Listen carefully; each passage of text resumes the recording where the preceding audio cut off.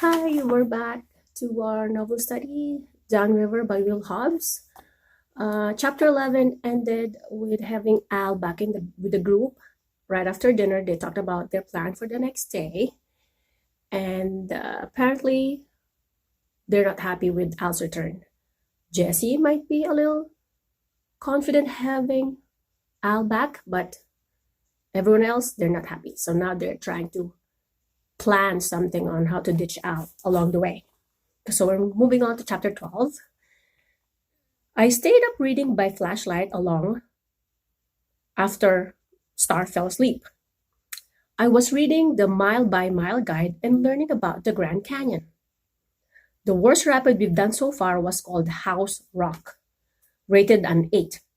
And I figured out it was the one where Troy stood his boat on end. When the paddle raft flipped and Star took her bad swim was in the roaring 20s, which were 5s or 6s and 7s.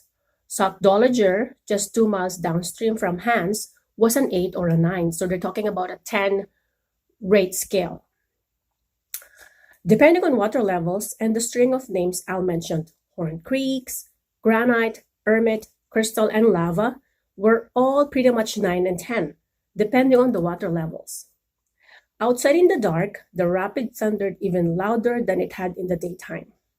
I was not in my sleeping bag, but chills ran down my spine as I paged through the photograph of overturned boats in waves bigger than we've ever seen yet, and photograph of boats wrapped around rocks in the middle of the current. I was happy that Freddie had the courage to speak up about keeping Al on. We were bound to be safer. That was just common sense. Common sense made me think of Adam. I could hardly believe how little of it he seemed to have.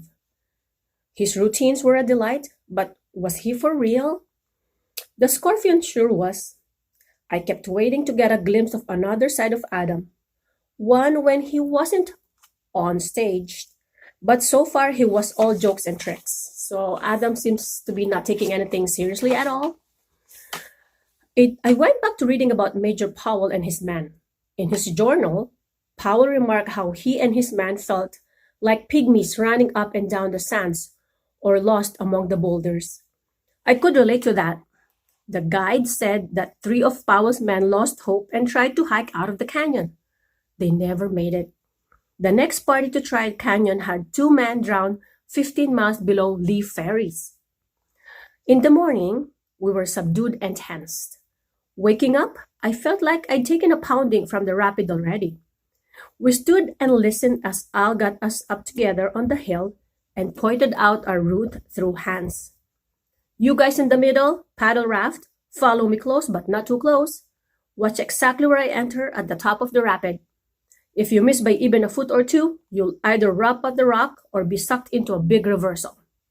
I glanced over at Troy. He hated this. He really hated it. Al charted strategy for the rest of our moves all the way through the rapid.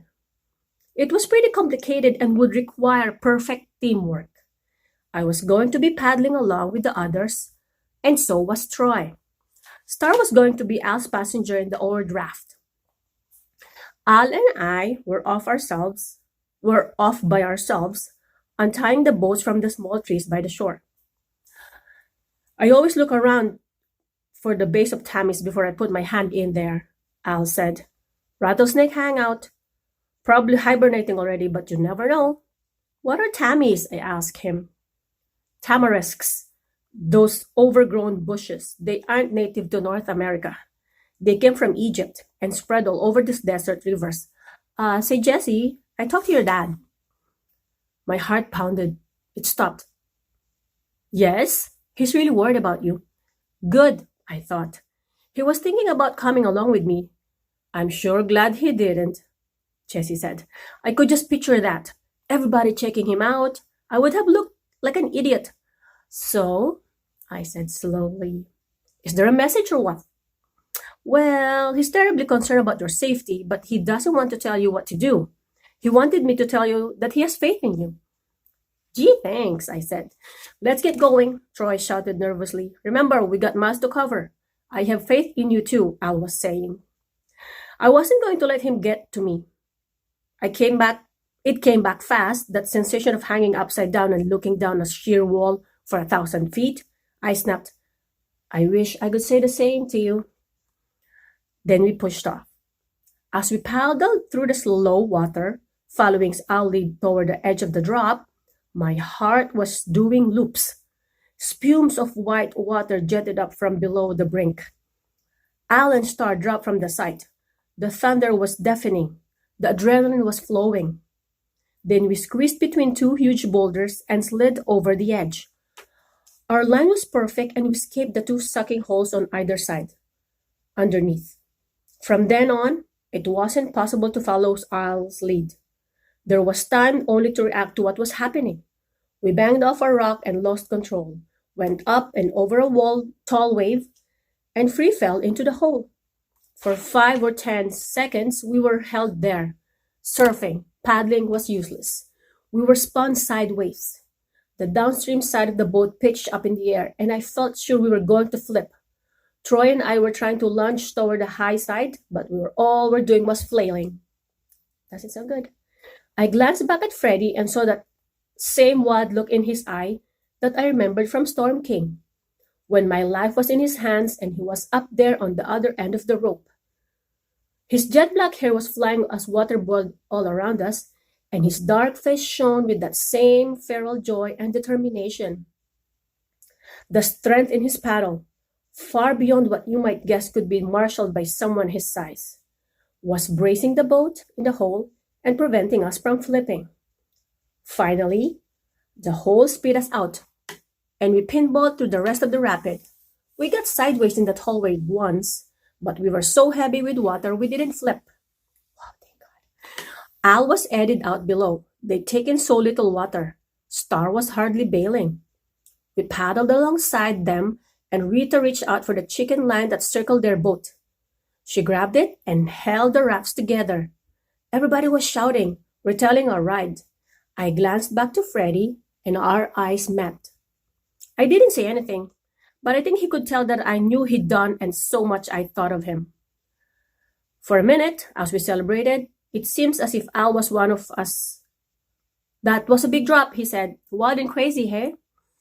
Somebody hollered, look at the walls! We were in a dark gorge that bristled with thousands of sharp angles. The bowels of the earth, Al declared almost fondly. The inner gorge, Vishnu schist, Brahma schist, Zoroaster granite. This stuff is 2 billion years old, half as old as the earth. It's so old there's only one celled fossil in it. Thanks for the geology lesson, Troy said sarcastically. My pleasure, Troy. Sockdolager coming up, an old boxing term. It means knockout punch. Sockdolager, Freddie repeated. We had no trouble with Sockdolager either, or grapevine, which followed.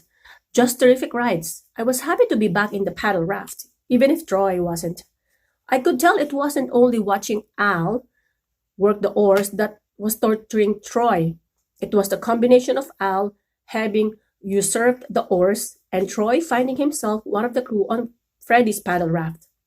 Troy had fallen from a great height to a lowly place. In the calm water, I got out the mile-by-mile guide and read all I could. It was amazing how much information was packed into these pages. Troy said as we floated, and not very loud, we need Al like a fish needs a bicycle. That means we can do everything rapid in this canyon without him. So Troy's still not happy with having Al with them, and he thinks that they can do it without Al. I pretended I hadn't heard that and went back to reading silently. Troy was starting to get on my nerves again. Al eddied out after a while and waited for us to catch up. I asked him about this phantom ranch about 5 miles down the river that was mentioned in the guide. Do they really have a snack bar where you can get burgers and malts? I asked. That sure grabbed everyone by the ear. Yes, ma'am, Al said. Phantom Ranch, only a 10-minute walk from the river, and the only piece of civilization in the entire canyon. From the Phantoms, it's only 9 miles to the park headquarters up on the south rim. In case anybody wants to run up for a steak dinner, there's cabins in the Phantom, a little post office, even a telephone. I want to write a postcard for my mother, Rita said.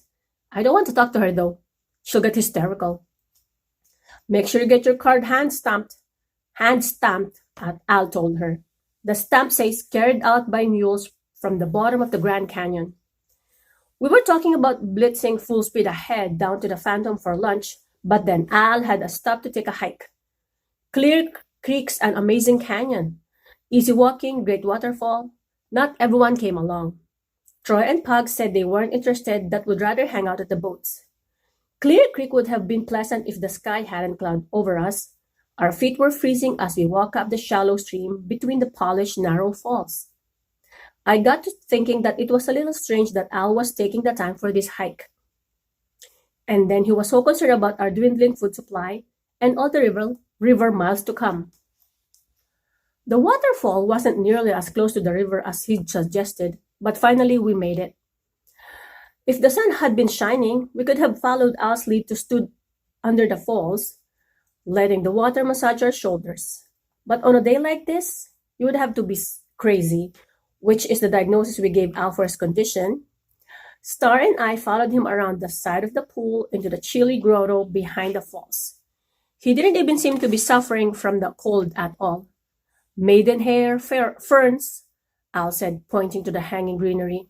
What a lovely name, I thought. I caught Star's eye and we smiled and we shivered as we shivered. It was a name that would fall into her tarot cards. Add sunlight and this would be a place that would be pictured on one of her cards. As we returned to the boats, I saw right away that Troy was pretty down. He and Pug had the lunchbox out. Hey, it's way past lunchtime, Troy grumbled. Let's eat. It would be stupid to wait until Phantom now. Nobody spoke as we ate lightly from trail mix and dried apples. It was so strange having Al there with us. The whole feeling was different. It wasn't our trip anymore. Our trip was over. I understood Troy's feelings. I felt sad for him and for all of us. We floated the narrow gorge between bristling black walls on down toward Phantom, and I paged through the mile-by-mile guide as a diversion. After a few miles, Rita yelled and pointed, and I looked downstream to see a footbridge spanning the canyon. We beached just past it on the right side. There were no people or building around, only a trail sign for Phantom Ranch. We got out of the boat and stood around and stretched. So where's the cheeseburgers? Pug said. I don't care if we just ate, Rita said. I'm going to order 2 burgers and a malt. I'd even need a hamburger. Star said, maybe 2. Al was looking around as if he was looking for something, which surprised me. He was supposed to know where everything was. I'm sensing something. Then everything started happening at once. A string of men came clattering across the footbridge. We looked up and saw uniforms, a whole lot of park rangers, and at least one policeman. We looked at Al immediately. He was glancing from us to them and back again, and trying to think fast. It wasn't hard to figure out what was happening. We'd been double-crossed. Al looked distressed, and obviously there'd been some foul-up in his plans. The troops were late. Troy yelled, Trap! We've been set up, back up in the boats, quick! Freddie, in a blur, was already untying our bowlines. Al was looking up the trail to see if the army was going to get to us in time.